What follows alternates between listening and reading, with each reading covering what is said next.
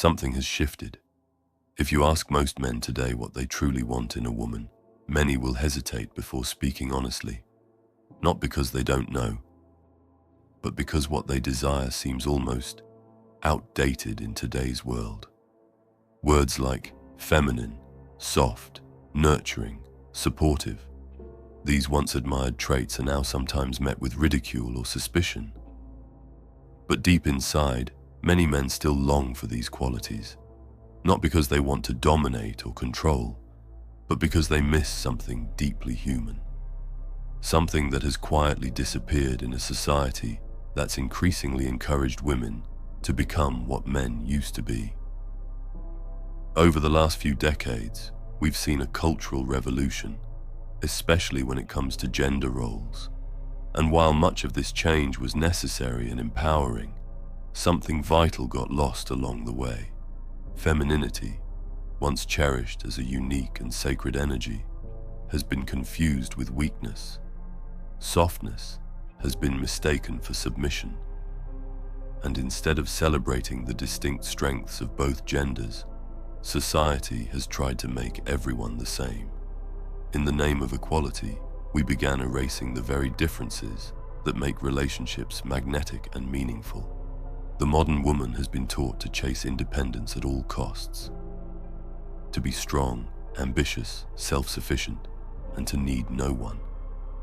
While those traits are valuable, they have, in many cases, overshadowed the beauty of vulnerability, receptivity, and emotional openness, qualities traditionally associated with femininity. As a result, many women today are stuck in a constant state of hyper-independence. It's a survival mode that tells them, relying on someone is weakness, softness is dangerous, don't show too much emotion, you don't need a man. And over time, this mindset hardens the heart, leaving behind a version of femininity that feels cold, defensive, and disconnected. Meanwhile, men are quietly watching this shift, often unsure how to respond. Because the truth is, most men still deeply admire femininity, not just physical beauty, but a woman's softness, warmth, her nurturing energy, and emotional intelligence. These qualities don't make a woman less than, they make her irreplaceable.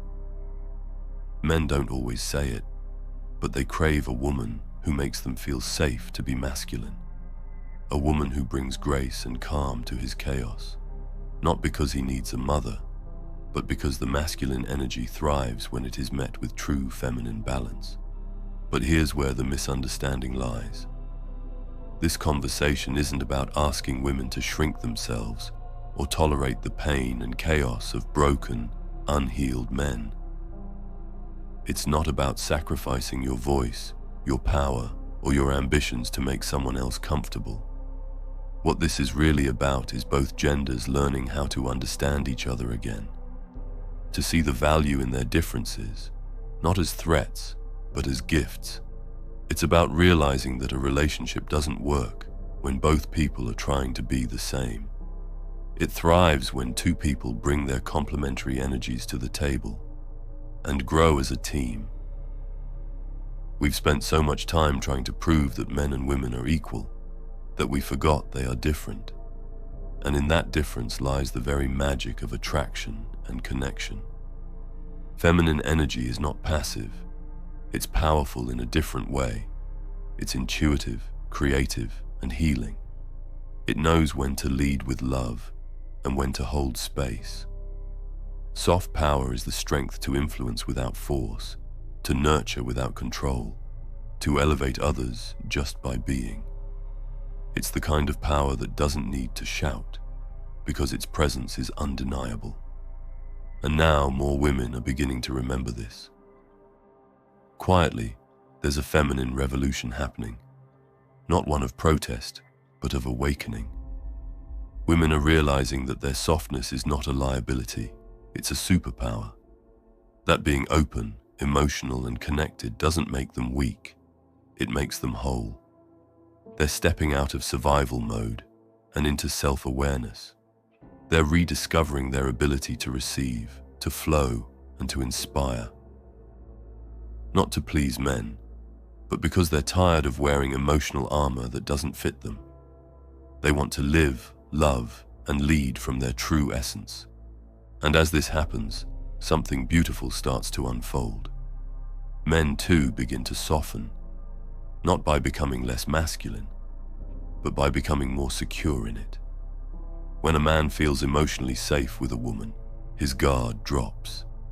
He no longer needs to perform or dominate. He becomes present, grounded, and protective in a healthy way. He wants to provide, not just financially, but emotionally. He wants to lead with purpose, not ego. And in that space, the masculine and feminine don't compete. They collaborate. They build something greater than either could alone. But the problem is, many people today have never seen that kind of relationship modeled. Most of us grew up with trauma, with broken homes, with confusion around what love even looks like. We were told that strength means doing everything alone, and that needing someone makes you weak. So we shut down, we armored up, and we lost touch with our true nature. Men became emotionally unavailable. Women became emotionally self-contained. Both sides suffered. So what's the solution? First, we must stop blaming each other and start understanding each other. This is not a war between the sexes. It's a cry for balance. Women need to feel safe enough to embrace their femininity again. Men need to feel appreciated for their natural masculine strengths. And both need to do the inner healing that allows them to show up whole and open in a relationship. Second, we need to create a culture that honors both energies. That teaches young boys how to be strong and sensitive. That teaches young girls they can be powerful and soft. We need to model relationships where respect and polarity coexist, where both partners are different but equal, supportive but free, honest but kind. Lastly, we must stop viewing femininity as a burden.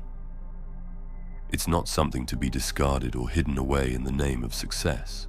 In fact, the most successful relationships, both personal and professional, are often led by women who own their feminine strength fully and fearlessly, who know how to bring harmony, grace, and empathy into spaces that desperately need it, who don't see their softness as a flaw, but as the very thing that changes lives. In the end, men don't secretly miss control. They miss connection. They miss the warmth of a woman who listens without judgment, who encourages without emasculating, who inspires him to be better without demanding he become someone else. They miss the dance of polarity, the give and take, the fire and water, the strength and surrender, because that's where love lives, in the in-between, in the differences that draw us closer, not further apart. Femininity isn't rare because it's gone. It's rare because it's been buried under years of pressure, expectation, and pain, but it's still there. And as more women remember who they truly are, not who society told them to be, that feminine energy will rise again. Not to fight men, but to meet them. Not to replace the masculine, but to dance with it. And when that happens, both men and women will find what they've secretly been missing all along. Not power over one another, but power with one another. Because at the end of the day, we were never meant to walk alone. We were meant to build together. If you made it until here, leave a crown emoji in the comments. I'm doing a little experiment, and I want to see how many of you reach the end and are truly willing to finish what they start. And remember, live with honor or die a coward. Thank you so much for watching. Take care and stay strong.